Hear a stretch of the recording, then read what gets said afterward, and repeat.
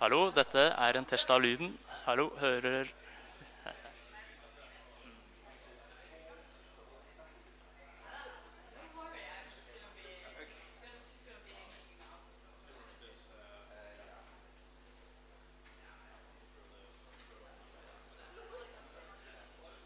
Hallo, hallo, 1, 2, 3, 4. Hallo, 1, 2, 1, 2.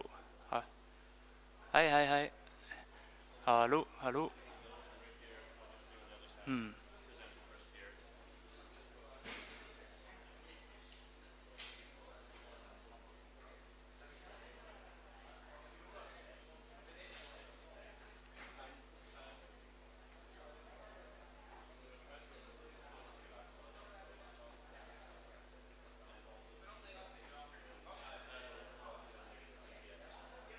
Hei, 1, 2, 3, 4. Hallo, 1, 2, 1, 2.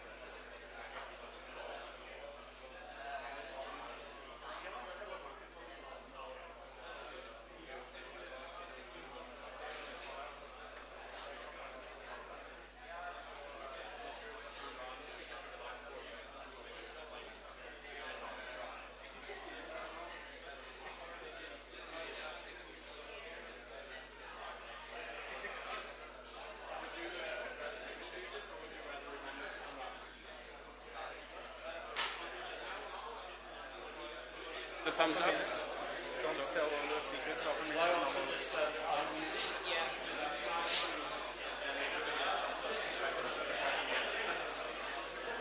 Thank you.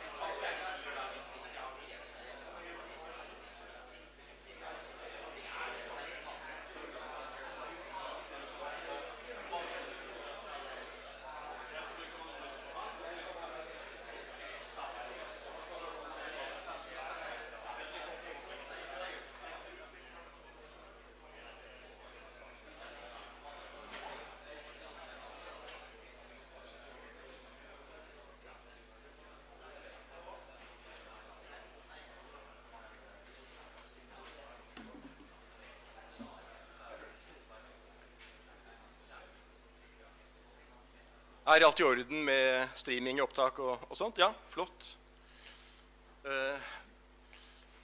My name is Bjørn Are Davidsen. I have the privilege and pleasure to welcome you all to this breakfast conversation here at MF.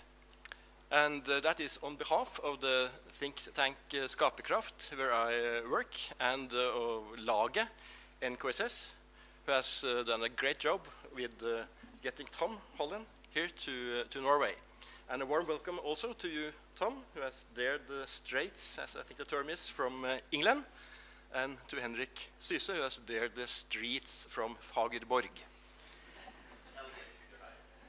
And Henrik has done too much to spend all morning on mentioning, but he is a research professor at the Peace Research Institute, and is a friend of MF, and has written a lot on some of the topics which I think will be important in today's conversation. And here in Norway, we have a very strong history, which we are proud of, and one of our kings, King Sverre, in the late 12th century, he was famous for speaking up against the Pope, something which even has a line in our national anthem. And Tom here is even more brave than Sverre. He is speaking up against most ministries of education around the world in his portrayal of Christianity as a force for good and not just for some embarrassment and evil. And to lead today's conversation, we have John Kaufman, who is a church historian and assistant professor here at MF, and he'll ask hopefully some thoughtful, stimulating, and even more hopeful, provoking questions. So lead us on, John.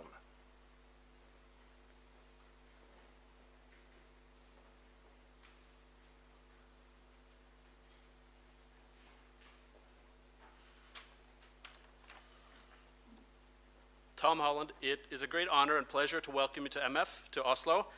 I know you were in Oslo already yesterday and you've had a busy week. For those who are in the audience who do not know Tom Holland, I've prepared a brief presentation. Tom Holland was born in England in 1968 and grew up near Stonehenge, which means that your interest in history might not be completely coincidental.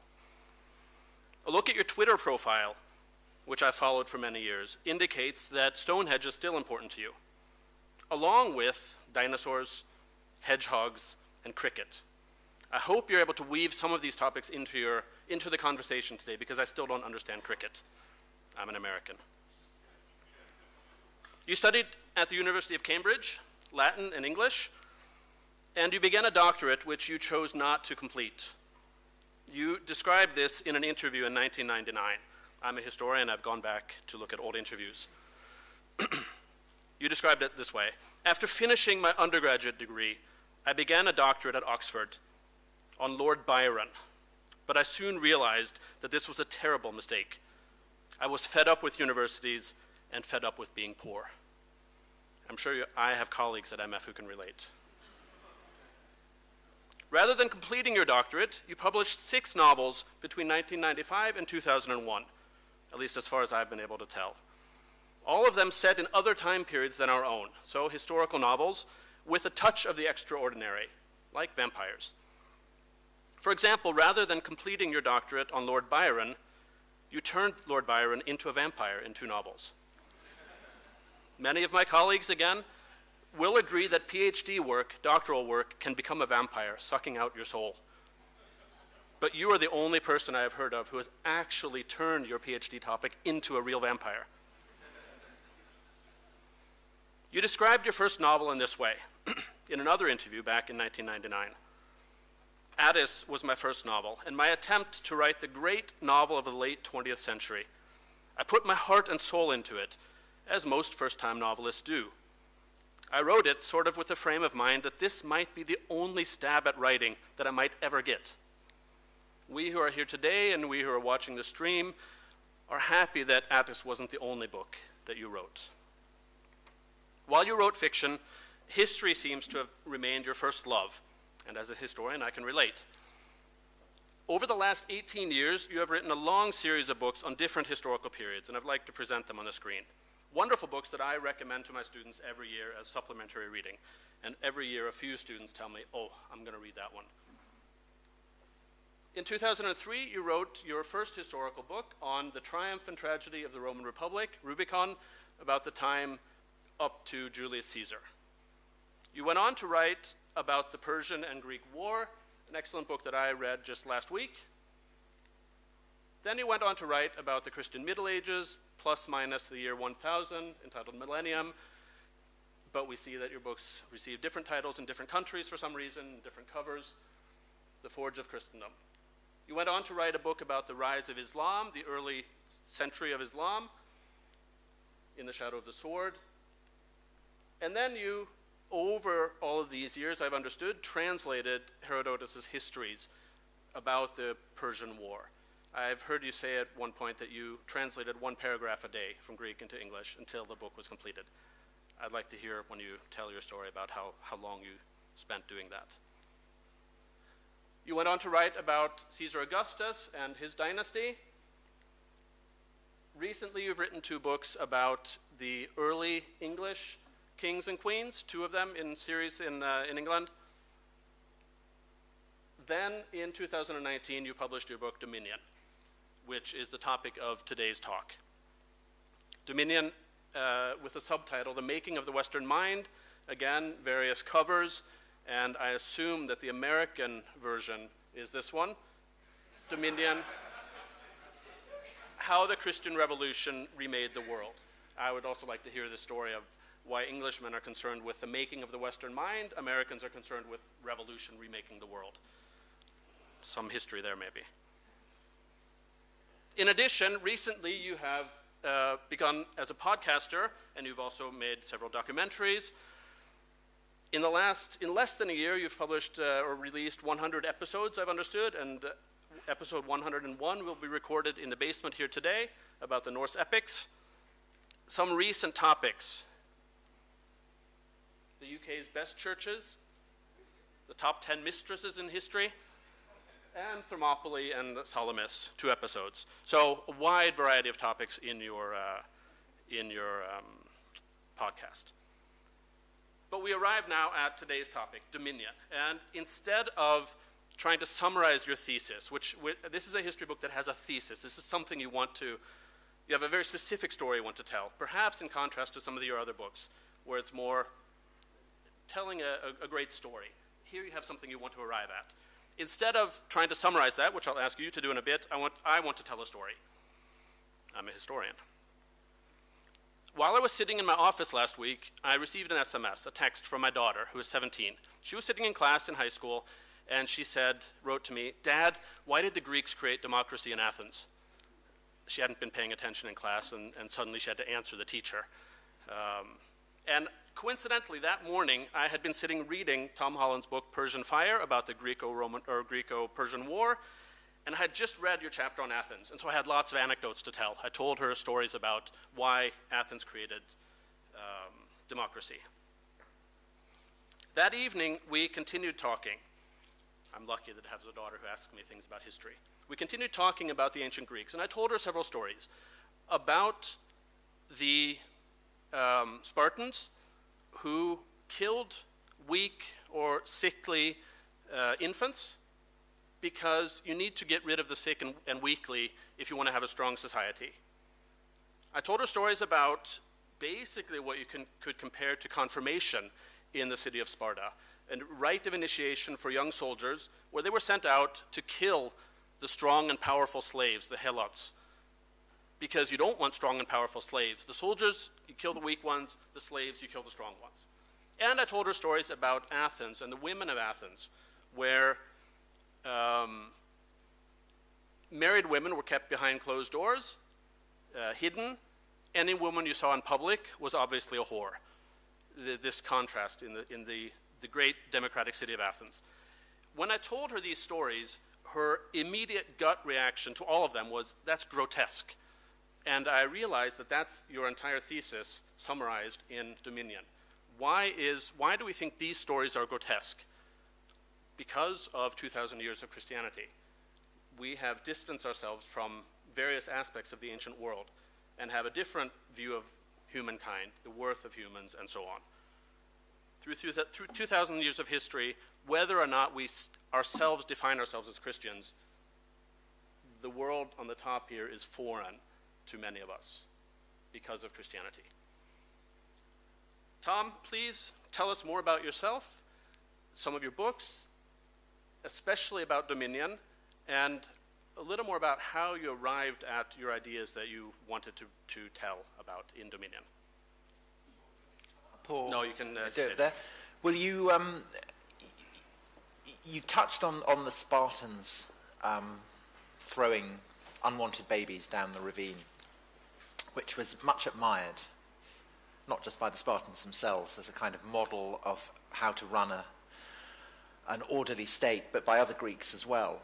And as a child, when I moved seamlessly on from an obsession with dinosaurs to an obsession with Roman legionaries and Spartan hoplites, all of them kind of fierce, glamorous, safely extinct.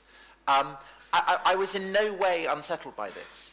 I kind of thrilled to the spectacle of power that you got, say, with a Spartan phalanx or with the Caesar's conquests in Gaul. And to be honest, I found them, say, much more exciting than, say, anything in the New Testament. So if you'd asked me who, as Jesus or Pontius Pilate, I would absolutely have been on the side of Pontius Pilate, because he had the legions, he had the columns, he had the glamorous robes and everything, kind of much sexier. And you talked about the kind of slightly convoluted way in which I came to end up writing history. It wasn't kind of through universities, it was through fiction. And I guess I was kind of groping around trying to find out what it was that actually most made me want to write. And it took me time to discover that actually, novelists often are drawing on the experiences that particularly touched or moved them when they were a child. And I guess the same can be true for historians. It was certainly true for me that I began to realize that actually the well springs of everything I found most fascinating lay in these kind of childhood memories of reading about Greece and Rome, and indeed about the Vikings, and basically kind of terrifying ancient peoples. And so, as you say, the first books I wrote were on the Roman Republic, this terrifying kind of mutant state that emerges from the middle of Italy and ends up kind of conquering most of the known world. And it's such a familiar story to us that it can take an effort to realize just how peculiar it is. And then about the Greeks, which included the Spartans and the Athenians, as you said, and Thermopylae and Salamis and so on. And writing about them for the general audience, and coming as I did from fiction rather than from academic history, I spent the time when I was writing them imagining that I could get inside their heads. That's what I wanted to do. I wanted to present the world through their eyes, so that it would be an alienating experience for the reader, that I wouldn't be presenting it as a kind of 21st century writer. The conceit was that I would be looking at the world through the eyes of a Roman or an Athenian or a Spartan or a Persian. And the effort of doing that over several years I found increasingly alienating, because whereas as a child I had kind of unthinkingly identified with the glamour and the power of these ancient civilizations, I found having to do the same writing these books much, much more unsettling, to the degree that I ended up actually kind of finding it quite a nightmarish process. Caesar conquering Gaul, one of the things that first got me into this whole subject was Asterix. And all of you who have read Asterix will remember that one of the salient facts of Asterix is that no one ever dies. The worst that can happen is that you might end up in a tree with stars going around your head. Yep. But actually, if we're to trust Plutarch, and maybe he probably is exaggerating, but even so, Plutarch says that Caesar slaughtered 1 million Gauls in the process of his conquest, and enslaved another 1 million. And all of this was done basically in the cause of boosting Caesar's career. And when, in due course, he came to celebrate his triumph, parading his great feats of conquest through the streets of Rome, people would carry billboards boasting of how many people he'd slaughtered. And this redounded not to his discredit, but his credit. And I was writing this during the Iraq War, at a time where American generals would appear on the television and boast about how few people they'd killed. And the disjunction was really, really powerful. The Iraq War killed lots of people, but that was a cause of embarrassment rather than celebration to the superpower that was waging that war. And even more when I came to write Persian Fire, to kind of get in the mind, to enter the Spartan mindset. The Spartan mindset is notoriously hard to quantify historically. People talk of the Spartan mirage, that it's constructed from all kinds of... the degree to which it's a fantasy is much debated. But it's a fantasy that was admired. It's a fantasy that people in Greece identified with. And again, this kind of eugenicist, murderous, slave-owning state, which nevertheless still has this incredible allure. And I wrote Persian Fire before the film 300, which again, many of you may have seen. And that film begins unapologetically with kind of dead babies thrown down the ravine. And this is being presented absolutely as a great thing. And the militarism, the association that the Greeks made between physical beauty and moral beauty, again, runs throughout 300, which is why I think actually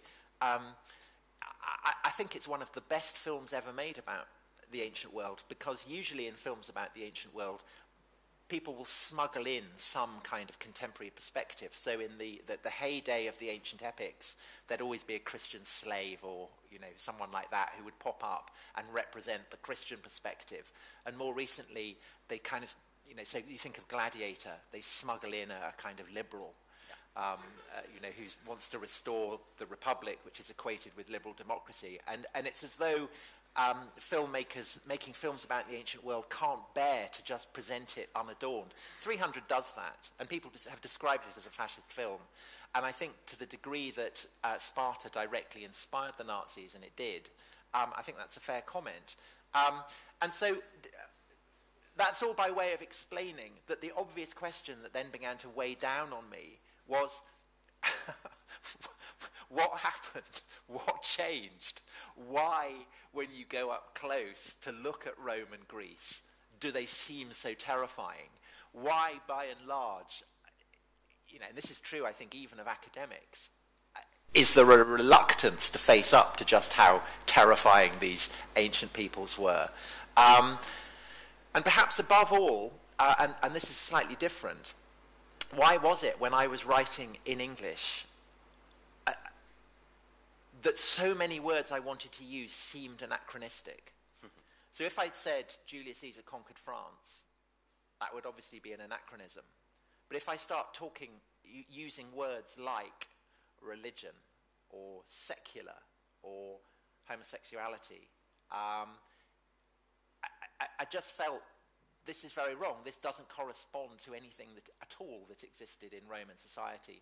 So it wasn't just that I was kind of unsettled by the moral chasm, the ethical chasm. It was also kind of more fundamentally that the patterns of thought about that structured the ancient world had been utterly and radically reconfigured. And it was even words that came from antiquity that I'd begun to realize, actually, it was, when applied to antiquity, it was as though I was looking through a kind of haze of dust. So you mentioned Athens and democracy. And because democracy is a Greek word, because we associate it with ancient Athens, because we use the word to describe our own system of government, there's a tendency to look at Athens and say, well, this is where democracy comes from. But actually, even more than when I wrote Persian Fire, I now realize that the Athenian democracy is unfathomably weird, because demos, the demos has the kratos, the power. The demos, to translate it as people, as we tend to do, is inadequate to what it actually means. Because the demos for the Athenians is actually the sum of everybody who lives, who's been sprung from the soil of Attica, those who have before had sprung from the soil of Attica, and those to come who will spring from the soil of Attica. And actually, women have a much more significant role in this than I'd realized when I wrote Persian Fire, because it's the role of the men to decide policy, to fight, and so on, to draw up laws. But it's the role of the women, far more than the men, to negotiate the interface that exists between the Athenians, who have sprung from this soil, they're autochthonous, and the kind of sense of the divine that is manifest in the Attic soil, and with the gods, and of course with Athena.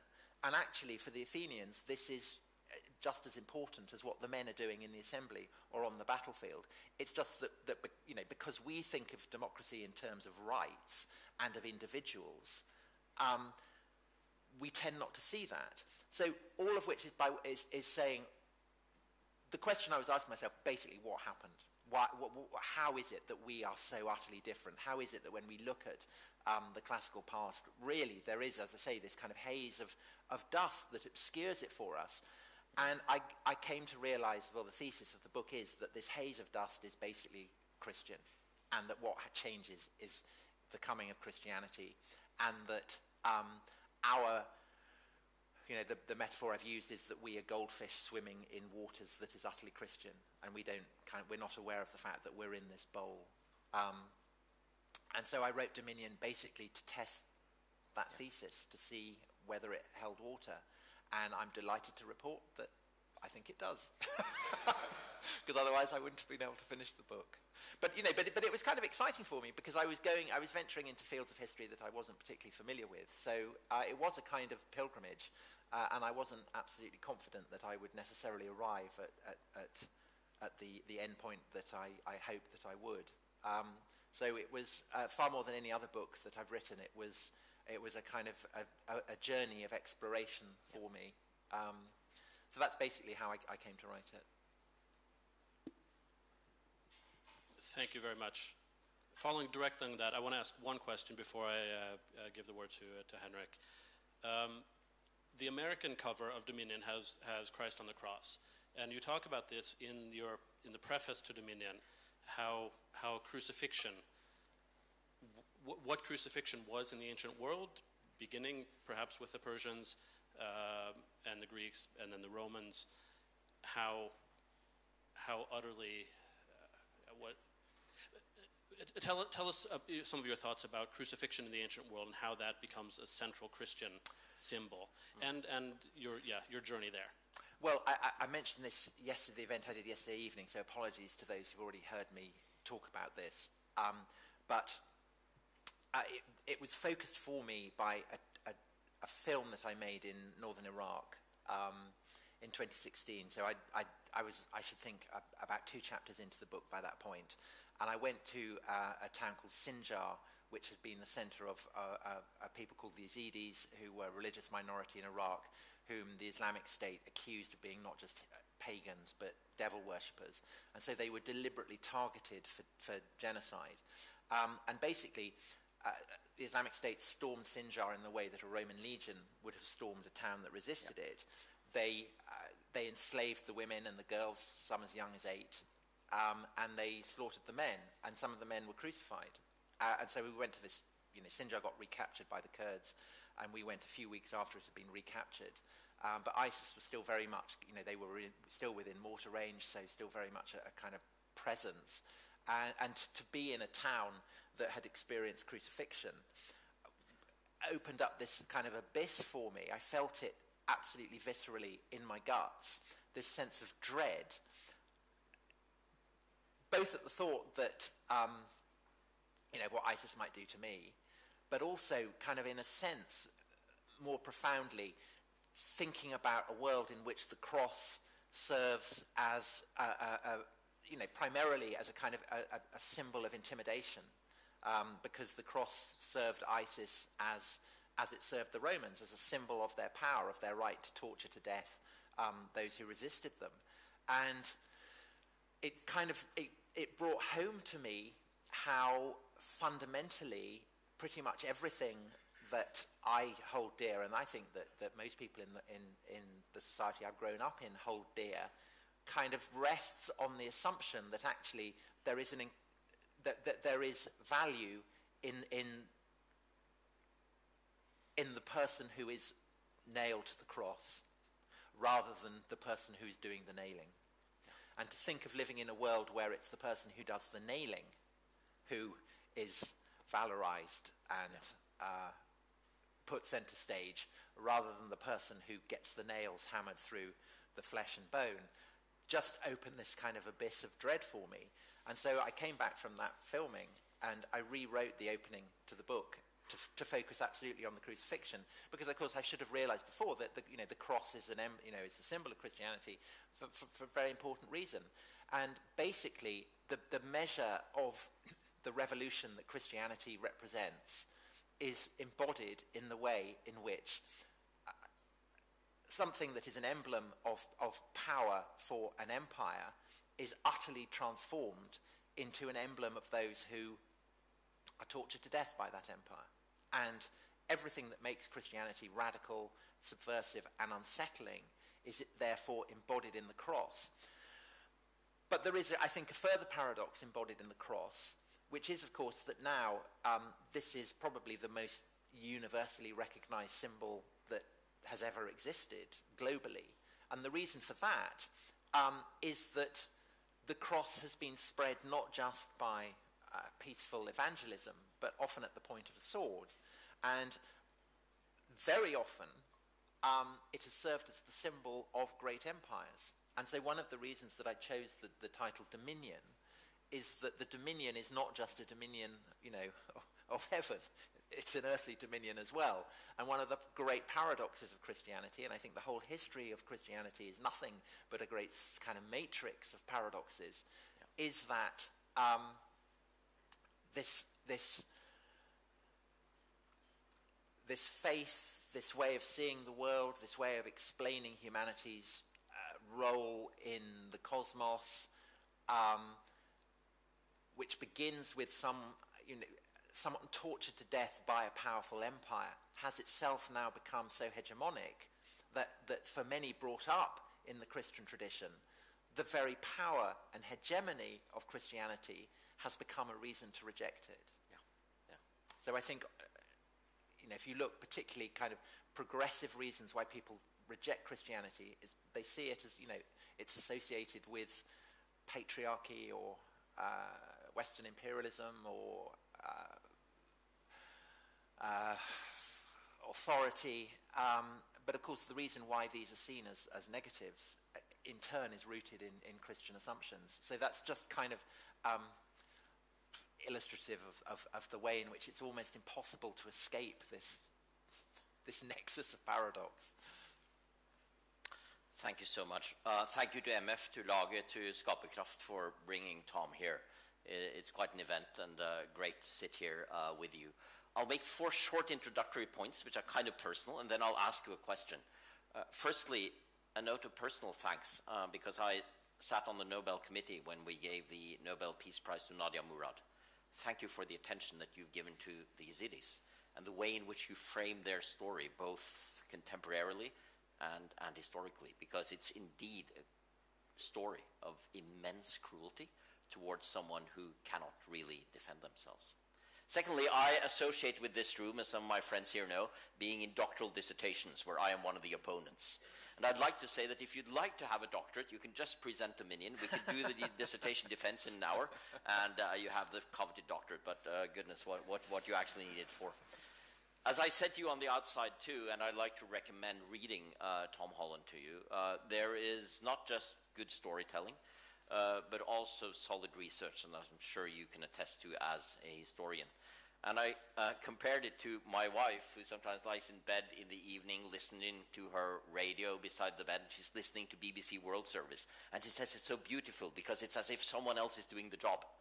She can just lie back there and just receive all these things. Here's a new report from India, and they've already done the work for me. And you've done a lot of work, I think, just looking into the notes and looking into the kind of backgrounds you have for finding these stories, because there's a lot of myth-making out there, and that's immensely valuable. And the final thing I'll say is my socks are not just here by coincidence.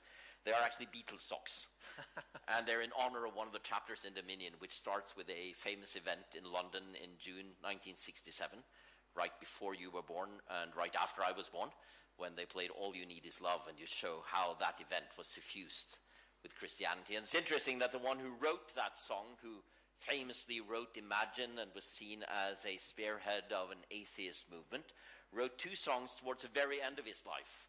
One of them contains the word, "Let us say a little prayer," which is to his son about going to bed. And the other is an ode to his wife, which ends with the word, "God bless our love." There are lots of paradoxes, and I think your book is also full of them. The question I'd like to ask you is exactly about the tension that you call forth within Christianity, and how that story is told today. Because there are other stories that are immensely popular out there, and I'd like to ask you why you think so. One of them is the story of Steven Pinker, who has popularized the idea that everything we have to thank for our relatively peaceful world today, which is just getting more peaceful by the hour, and by the end we will be in paradise, all of us, is the Enlightenment, is reason. And reason and enlightenment are phenomena that have cast off religion. I am a researcher at the Peace Research Institute Oslo, and for our 60th anniversary, some of you were there, we had Steven Pinker as a speaker. And it was quite embarrassing, I found, to listen to his quite simplistic version of history. But I also saw how many of my wonderful colleagues, and I emphasize wonderful learned colleagues, were so enamored by his story because it seemed to fit so well with the story of many peace and conflict researchers today, namely that overall things are getting better.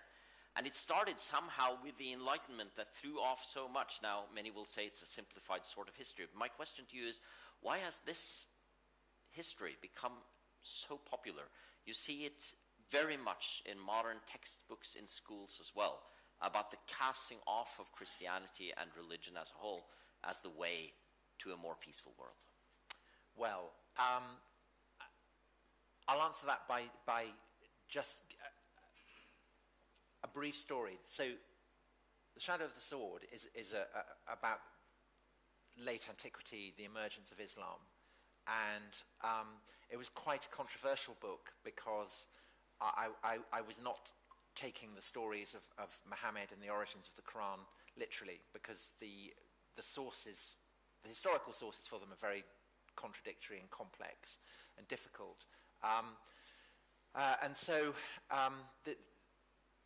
this is widely known in academic circles, but it hadn't been widely presented in a kind of popular format. And so a lot of Muslims were terribly offended and upset by it. And I remember giving an event a bit like this, and there were questions, and a Muslim in the audience said, "Why are you doing this? Why are you questioning things that are so important to so many people? You'd never do that with your own beliefs." And I felt the force of that, but the truth was that I was already starting to question my own beliefs, because I was a kind of pinkerist. I was an enthusiast for the Enlightenment. I did feel that I'd cast off, I regarded Christianity as a kind of superstition that had, been purged by the light of the philosophe and everything, the scientific revolution and everything like that. But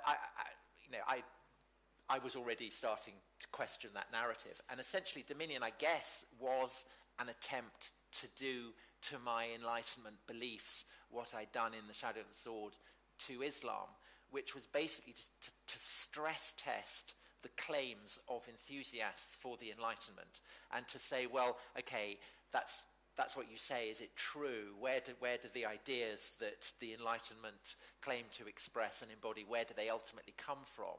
And the truth is, I think, that the reason for the popularity of the idea that there was an age of darkness and then there was light, that there was an age of superstition and it was banished, that there were idols and they were toppled, is that it goes completely with the grain of Christian history. Because actually, what I've just described, it's a description of the Enlightenment, but it is also, of course, a description of the Protestant Reformation, who absolutely cast themselves as people who had, the Spirit had come upon them, and so they could see clearly in a way that those lost in darkness could not.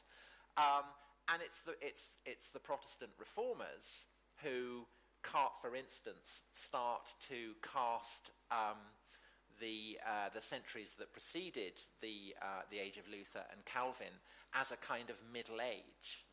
And the Middle Age for the Protestant Reformers is one basically, let's say, from the age of Gregory the Great, who was the only pope that, the last pope that Luther was willing to accept had in some way been a good thing, up to Luther. And this was, so everything between Gregory the Great and Luther was cast by the Protestant Reformers as a kind of Middle Age, a sump of superstition and idolatry that had to be banished.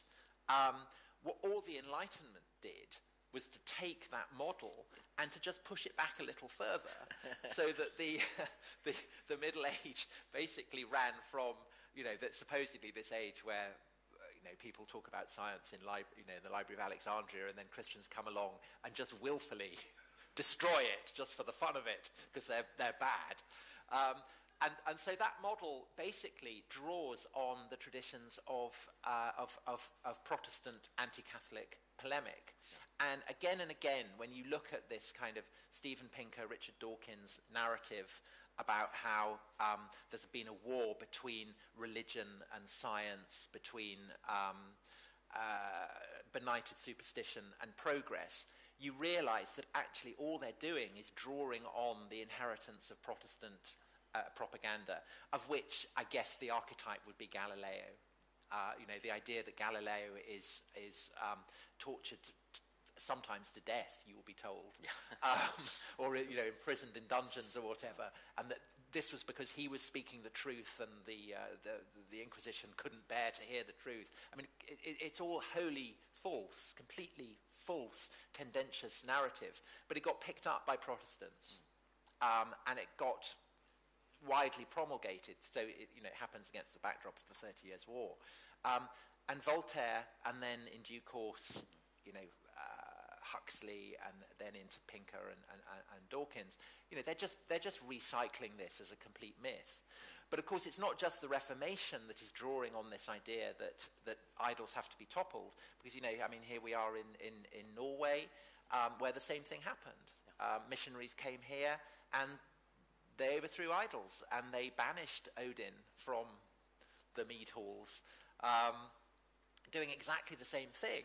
And that, in turn, of course, drew on a heritage of Scripture that was older than Christianity itself, because ultimately all of this comes from the Hebrew Scriptures. Yeah. It comes from Isaiah or Jeremiah talking about how the idols of Babylon and Egypt are just stock and stone.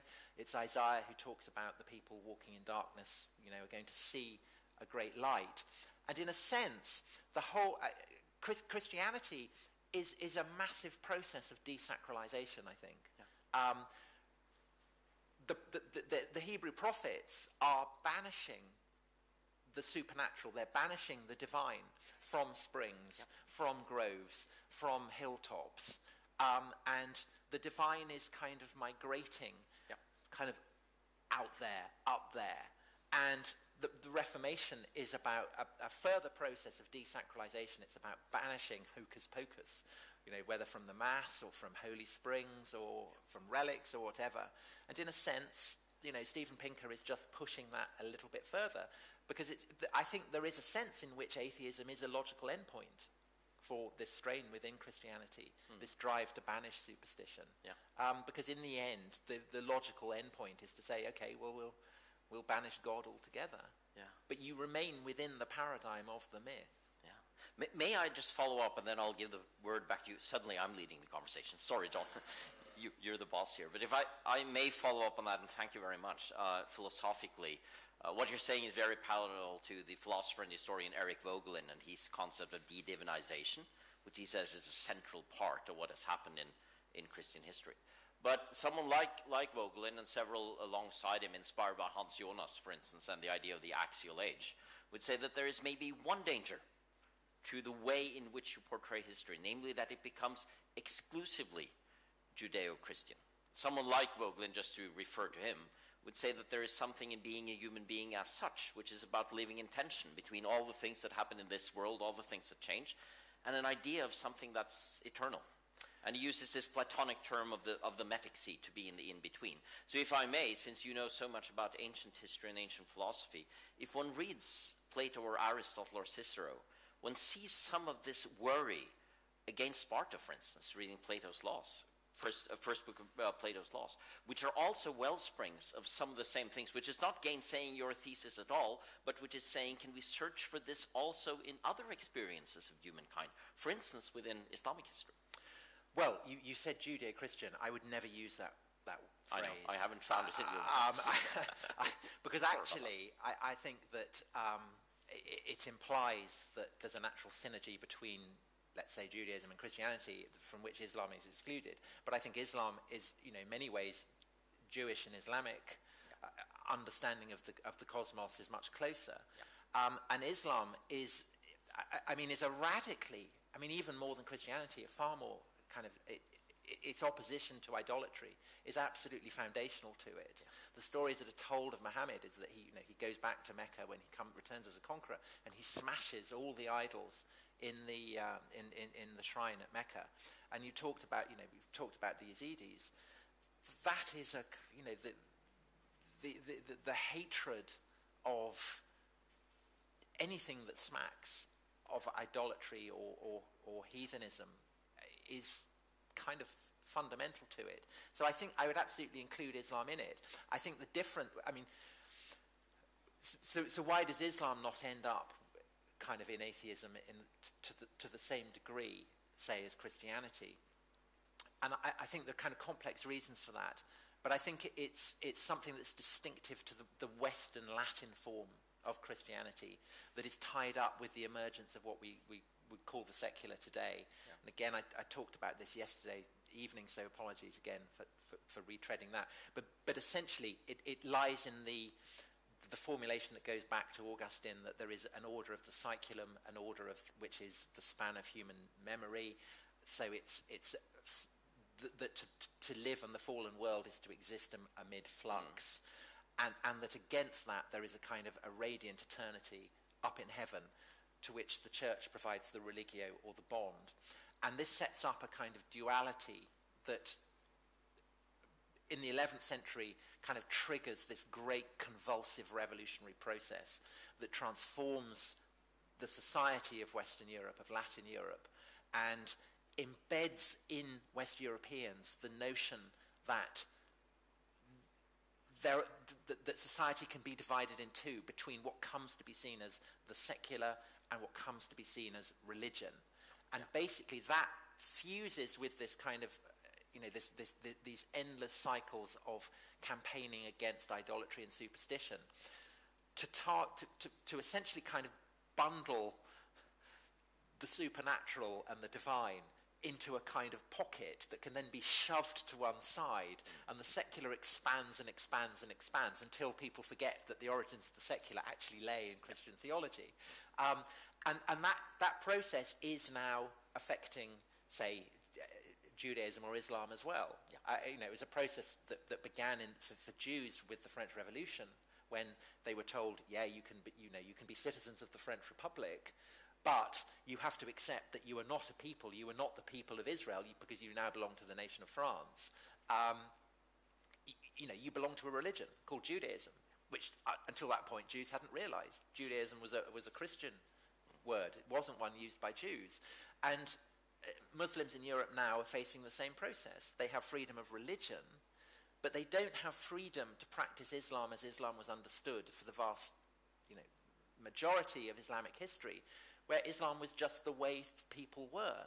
Again, Muslims didn't have a sense of something called Islam being a religion that existed in kind of counter-distinction to something called the secular. That's something that gets introduced first of all by Napoleon when he invades Egypt, but kind of spreads over the era of European colonialism and then over the era of American hyperpower. And the consequence of that is, I think, that the entire world to that extent has been Christianized. Yeah. If there are Hindus who think they belong to something called Hinduism, if there are Jews who think they belong to something called Judaism, that's reflective of a fundamentally Christian way of seeing the world. And I think that once it's happened, it's very difficult to get back to it. You could argue that the foundation of Israel is an attempt to do that. It's an attempt to get back to a sense of the Jews as the people of Israel, rather than belonging to a religion. In a kind of absolutely grotesque way, that's what the Islamic State is about as well. Founding a caliphate where, Islam is more than just a religion in a secular state. It's something that is seen as suffusing everything. But I think the kind of the grotesque, bloody, kind of nihilistic quality of the Islamic State shows that in a way, you can't get the genie back in the bottle. You can't step into the same river twice. So I think that to that extent, it's not just people in Christian societies or post-Christian societies that bear the stamp of this revolution. It's across the entire world. I mean, the whole discipline of anthropology and everything is absolutely shot through with these assumptions. The academic idea that you can kind of step back and look at what people believe objectively as though you're looking at kind of a beetle beneath a microscope. It reflects deep-grained Christian assumptions. Thank you. Thank you very much for this. Following up on that, I think the question I prepared is connected. You talk in your book about how ideas like the universe, or the value of all human life, the intrinsic value of all human life, universal human rights, the value of the poor or the weak or the slave or the foreigner or the refugee, that all of this comes from Christianity in some way or another, the idea of love of neighbor and universal human value. At least that's how I read some of your argument. Some would argue, based on that all of those things will be weakened if, as Christianity is weakened in society, as Christianity diminishes, where there are fewer and fewer Christians in the West, the source of all of these ideas is weakening. Some would argue then that those ideas themselves will also weaken. We need to strengthen Christianity's place in society. Or one reason would be because, well, you believe that you have to be a Christian in order to be saved and go to heaven. But another argument would be you need to strengthen Christianity's place in society in order to strengthen human rights, universal human values, care of the poor and the refugees and all of this. Do you see any connection there? You talk about this tendency of Christianity going towards atheism, secularism just growing and growing. But do you see a danger in all of these values then diminishing? Well, I mean, first of all, I should say that I think that Christianity is the cocktail that works. So it's not like these ideas come just from Christianity. You know, essentially, it's a kind of fusion of the Jewish Genesis, the idea that all human beings are created equally in the image of God, and the Stoic, and even kind of the inchoate ideas of Roman universalism as well. So it's a kind of fusion of all these different trends. But it's definitely, I mean, it's the one that stamps us. And if you don't believe in God, then obviously it's kind of mythic. What are the foundations for it? And I hesitate to invoke the name of a philosopher in the presence of a great philosopher, but the guy who notoriously and unsettlingly points this out is Nietzsche, who basically, and the depth of Nietzsche's scorn, particularly for English liberals, is always bracing. The idea that you can somehow cling on to Christian belief, Christian values when you've lost Christian belief, and Nietzsche's argument essentially is that in the long run this is not going to happen, that God's corpse is going to decay. But I think what Nietzsche didn't know was that exactly what was going to happen in the decades that followed his death. So obviously what happened was the rise of fascism, and fascism was a conscious attempt to repudiate the Christian inheritance, because it looked backwards to the time before Christianity. Obviously, its very name harks back to the fasces, the rods that the bodyguards of Roman magistrates carried on their shoulders, and it looked forward to the future. So Mussolini was obsessed with tanks and racing cars and shiny planes and things like that. And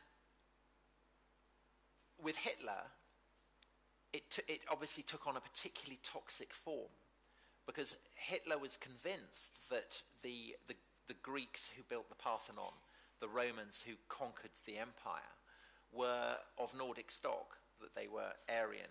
And so the obvious question then was, what went wrong? Why did the Roman Empire fall? And Hitler blamed it on the Jew Paul, the rootless cosmopolitanism of the Jew Paul.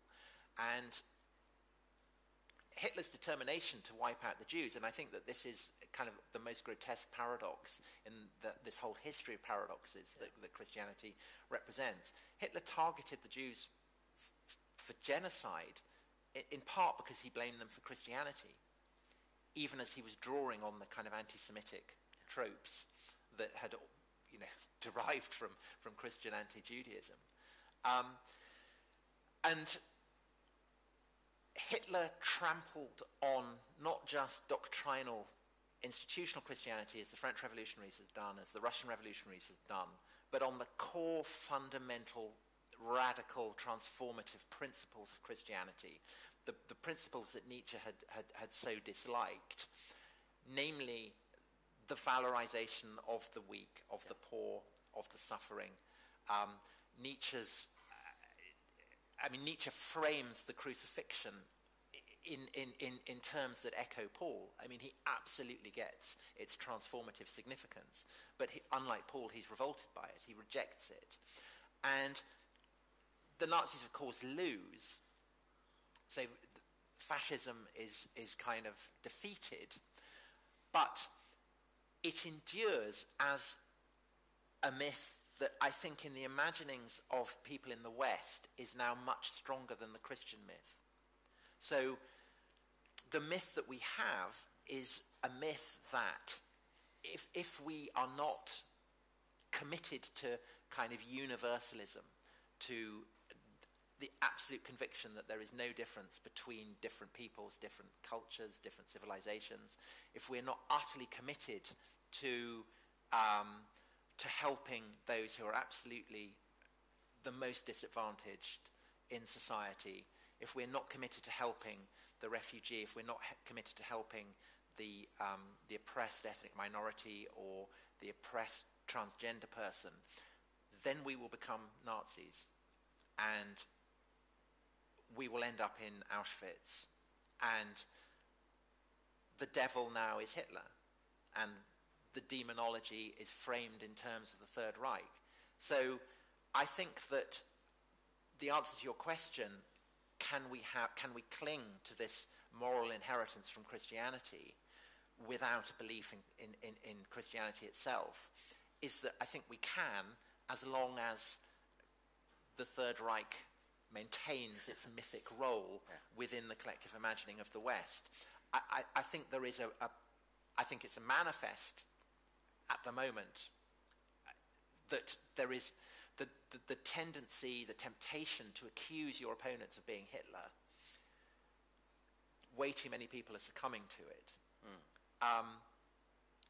It's the Godwin's law that within 10 minutes you will be accused of Hitler if you get in an argument online. And I think the problem with that, of course, is that it desensitizes people. And the risk is that you say to people, well, you must uphold universal human rights, you must respect the disadvantaged. And people turn around and say, why? And then you say, well, if you don't, you're Hitler. And then they say, well, I don't care. Then what? Yeah. The great value of Christianity is you can turn around and say, well, why? Well, because God so loved the world that he gave his only son. Yeah. That's an answer. So I don't know is the answer. I don't know what will happen. So I guess there are three possibilities. One is that secular liberal humanism has kind of, it's like it's like the kind of tip of a rocket, and Christianity's blasted it through the atmosphere, and now it doesn't need Christianity anymore, and it can just proceed through space under its own velocity. So that's one option. The other is that as the kind of the Second World War fades into oblivion, living memory of it fades, so kind of nationalism and perhaps even kind of hints of fascism will make a return. And the third is, I think, that there may be a kind of recognition that things like human rights or concern for the disadvantaged ultimately rest on theological principles. And so perhaps ultimately the way to sustain them is to kind of re-sacralize, to re-mythologize society. So in a way it's kind of the opposite of what Steven Pinker argues, that there is a need to recognize their mythic quality, and perhaps that will, I don't know, I mean, it's renewed my interest in Christianity. Perhaps it will renew other people's. So I don't know. May I follow up on that? This is a wonderful message, of course, at what is originally a school of theology, namely the relevance of theology. And I'd like to make a comment on one of my favorite chapters in your book. One could start by asking, what's so unique about the Christian view of the human being, having, of course, a number of sources? And once again, you can compare it to Plato's criticism of Sparta or Stoicism or Cicero. Don't you find the same ideas there? Well, there is something about the view of the individual actually being a creation of God and thereby having something divine in him or her, whoever you are, obviously with roots in the story of Genesis. And when you come then to your chapter on sexuality and women in the Middle Ages, you show how these tensions are there all the time. So even the ones who are the most insistent that we have to punish all kinds of sexual deviancy, and it comes from the woman as the temptress, they cannot escape the fact that in the biblical stories, women play an incredibly important role. And women are created in the image of God, like men. Yeah, that's just it. They are. So they can't kind of subscribe to the Aristotelian notion that women are an inferior... That's just it. You just cannot do it, and it's there. And what I feel sometimes when these things are discussed today, let's say apropos discussions of transgender, homosexuals, it's as if this is a postmodern idea. This is something new where we have finally found that everyone has this dignity. But of course, this has such deep roots in these stories. And the question is then, how do we manifest that today? And one of the ways, in my view, that this happened was in 1948 with the Universal Declaration of Human Rights, where we had a huge discussion in the committee, coordinated by Eleanor Roosevelt, about how do we start this thing? Do we start it with some kind of statement from philosophy or theology? No, we can't do that, because everyone is supposed to subscribe to it, so we can't do that. How do we get the Buddhists to sign? But we can do it through the concept of inherent dignity. Because inherent dignity can be argued for from different points of view, what John Rawls would later call an overlapping agreement or overlapping consensus. But if one looks more closely at the reasoning of someone like Eleanor Roosevelt, she was quite clear in her mind that this comes from Christianity, because it's a view of how something is infused in the human being. And maybe that is one way also to speak theologically or metaphysically about the human being today, which is quite amenable to also modern sensibilities. Well, the genius of Christianity was to conceal, was to kind of disguise itself in objectively neutral clothing. Yeah. So, of course, the Declaration of Human Rights is absolutely, as you say, shot through with Christian assumptions, but it's mediated for us by the similar declarations in the French Revolution. Yeah. And it's telling that it was, the United Nations one was signed in Paris. Because the French Revolution recalibrates so much that is Christian, but because it was overtly an anti-Christian movement, it's able to disguise the fact. And it's that enables the secular within Europe to disguise itself as being objectively neutral. So laïcité in France is obviously, in a way, the most militant expression of that. But the very word derives from the ancient Greek term for the Christian people. And so inevitably, in the French context, or indeed the entire European context, it's much, much easier for Christians to accept the existence of a secular state and their role within a secular state than it is, say, for Muslims, for whom this is all very alien concepts. And that's why, on the more radical fringe of Islam, there is such hostility to the United Nations. Yeah. It's why the United Nations Centre got blown up in Baghdad, because it's, and I think increasingly we see in the non-Christian world an understanding on the part of people from different cultural traditions that, in a way, the Western conceit that the language of secularism and so on is neutral, that this is simply not true. And it's very manifest in India, I think, with Modi and Hindutva.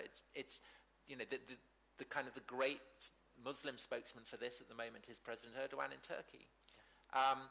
And both Modi and Erdogan absolutely recognize that the secular is basically a kind of, it's an alien way of seeing the world. And what is unsettling, I think, in the Indian context, is that Modi sees far more clearly than the traditions that descend from the founding fathers of Indian independence, that actually the whole framework of Indian secularism is an inheritance from the Raj, from the British, and specifically from the kind of cultural Protestant traditions that the British had brought to India. So that's unsettling, I think. Yeah. And likewise, in Turkey, Erdogan sees very clearly that the secularism that Ataturk introduced and enshrined within Turkey, was not in any way neutral. And so the great symbol of that is his reconversion of the Byzantine Cathedral of Hagia Sophia, which was converted into a mosque and which Ataturk converted into a museum, a secular space. Erdogan has now converted it back into a mosque, and that's a kind of ringing statement of the fact that secularism is not neutral. And the fact that it's done in the context of a Christian cathedral makes that very, very pointed. Thank you very much. I want to ask one more question before we perhaps will have time to open for questions from the audience. When I was presenting or talking with several colleagues about the fact that you were coming here, I was trying to present briefly the thesis of your book, but I again and again fell into the trap of only talking about universal human value and love as what Christianity is all about. Your book paints a much more complicated picture, but it's easy to kind of focus on that one thesis. When I've read your other books, I see things like the Persian idea, the Persian kings, their idea of spreading truth. They represent truth with a capital T as opposed to falsehood, the lie.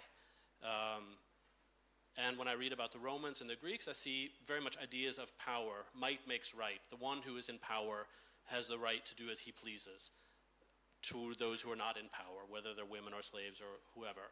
So these two ideas, the idea that I represent truth against all others who represent falsehood, that drives the Persian conquest, is your way of putting it, at least in this book. And the idea of power. Those are, in a way, it seems, contrasted to this Christian idea of love and universal human value and all that. And I'd like you to comment a bit on that, because you also use the word cocktail. Christianity is a cocktail of all of these things. And when I teach history of Christianity, I try to bring out this cocktail of many different ideas. Christians are on both sides of the debate about slavery. Christians are on all sides of all of these different debates. So what actually is Christianity then? I think Persia is really fundamental to this, and basically the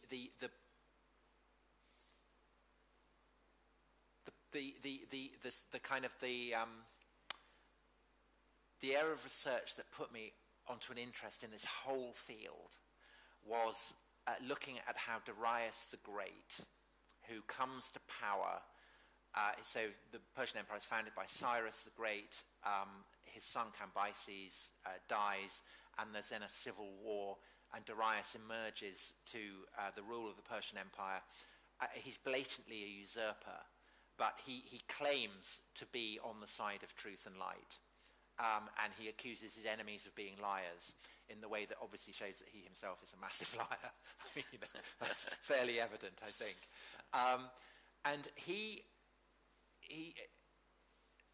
the Persian kings come to see themselves basically, in a kind of Fukuyama sense, as embodying the end of history. The Persian Empire is perfect, so therefore you don't need to write history. So the Persian kings are kind of presented not in individual terms, but in kind of abstract. They are kingship, they are majesty. But there's one exception that proves the rule, and this is a great inscription put up by Darius himself, because he essentially is having to justify his usurpation. And so this is where all this language about my enemies were liars, they were false, I crushed them. And there's one. In part of this inscription, he describes a war against a people called the Elamites, who inhabit the mountains between Iran and Mesopotamia. And they keep rebelling. And finally, Darius condemns them not just as rebels, but for rebelling against Ahura Mazda, the divine patron of Darius, and who is the god of light and truth, as opposed to the dark principles. And Darius condemns the Elamites for rebelling against Ahura Mazda, even though they don't worship Ahura Mazda. And he says to his followers, you will be rewarded. Basically, you'll be rewarded in heaven if you kill the Elamites. And it's such a decisive moment, because for the first time, people are are being condemned for worship, for failing to obey a God whom they don't worship. And it's framed in terms of the globe as being a cosmic drama, where there are people who are on the side of light and there are people who embody darkness. And the Persian kings, of course, identify their order with light and with truth, and they view those who oppose them as agents of darkness. And that's the context for why the Persian kings have to invade Greece after the Athenians have attacked the Persian Empire. They have to go and purge Athens with fire, because Athens is self-evidently a nest of demon worshippers. You know, they're terrorists. They belong to an axis of evil. And the sense in which this is a kind of wellspring for so much that, you know, obviously it will come to influence the Zoroastrianism of the Sasanian Empire in late antiquity, but it's also going to clearly influence why Constantine, you know, why does he convert? Well, but basically, you know, Christianity provides dignity for the weak and the poor and the suffering. It also provides a kind of outsized dignity to someone who can identify himself as the direct deputy of God.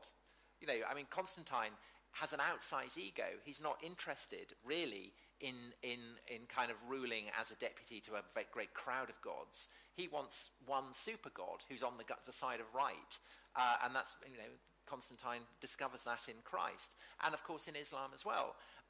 So I think that I've completely forgotten what your question was now. I've got so distracted, I apologize. But basically it's to say that tempted though we may be to look to Athens as our wellspring, I think that Persia is at least as important and is a massive, massive influence, a kind of hidden influence on the emergence of the Hebrew scriptures, in which, you know, Cyrus is hailed as the Messiah, and then Christianity and Islam. Sorry, I've completely forgotten what your question was. And the question, which you perfectly led up to now, thank you for telling everything I wanted to say about all this, is much better than I could have, is in what way then is Christianity a cocktail of all of this? Oh, not only the Pauline and Christ's idea of universal human value and love the poor and all that, but also might makes right. You have power and you do as you please. Also this absolute belief in one's own representation of truth. I represent the truth.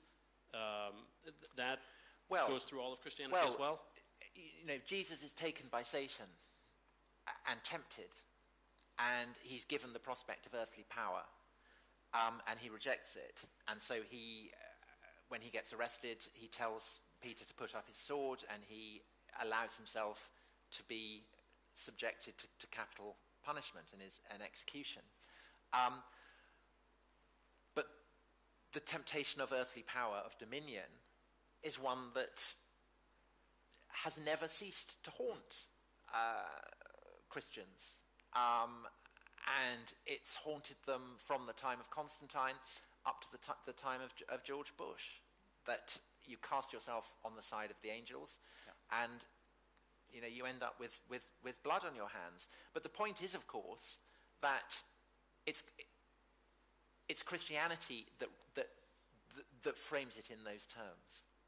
Christianity, of course, has inspired all kinds of imperial adventures, be it Charlemagne slaughtering the Saxons, or the conquistadors kind of, you know, crashing through along the road to Tenochtitlan, or you know, Afrikaners voortrekking into the depth of South Africa. But for all that, what is distinctive, I think, about Christian imperialism is this nagging anxiety that Christ himself suffered death at the hands of an empire. And so the imperialism of the West has always contained within itself the seeds of its own destruction. Yeah. You mentioned the podcast we did. Yesterday was on African decolonization with a Nigerian thinker who pointed out more starkly than I would have had the courage to do that the ideological inspiration for African decolonization was entirely from the West.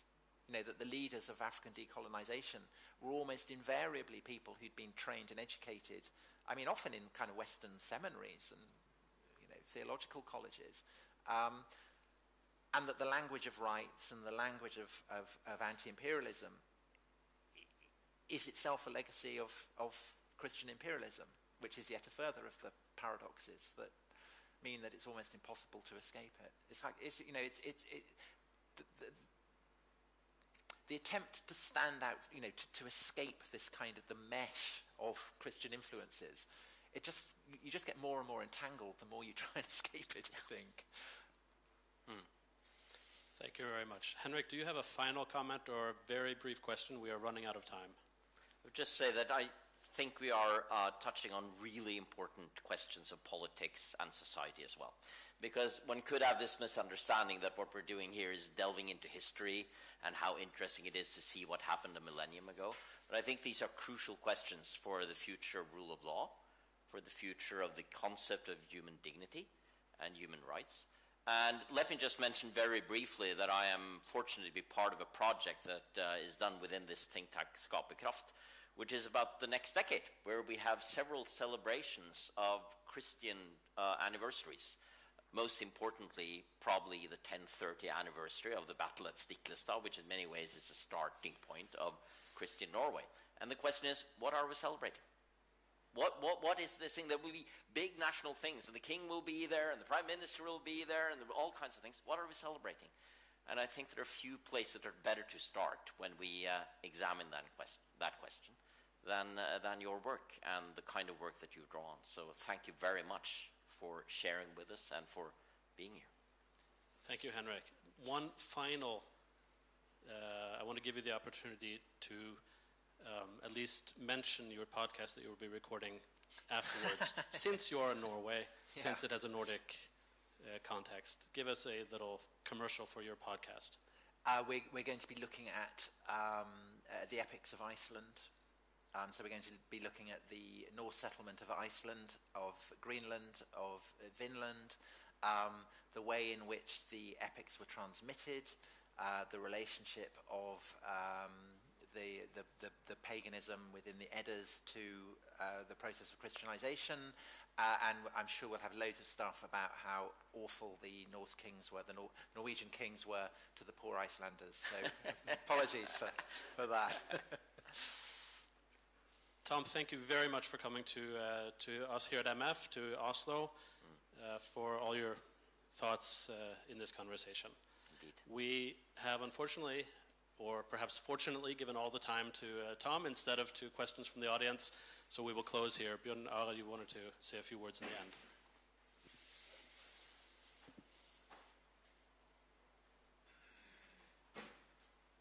Thank you very much for your guidance and questions, John, and for your participation and stimulating thoughts, Henrik and Tom.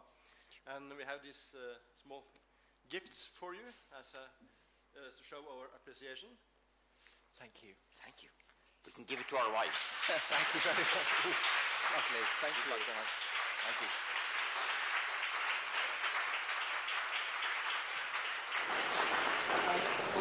For Tom as well, this book made by Skaperkraft with Øyvind Håbrekke as editor is God a Populist? I will love to find out. Yes. Thank you.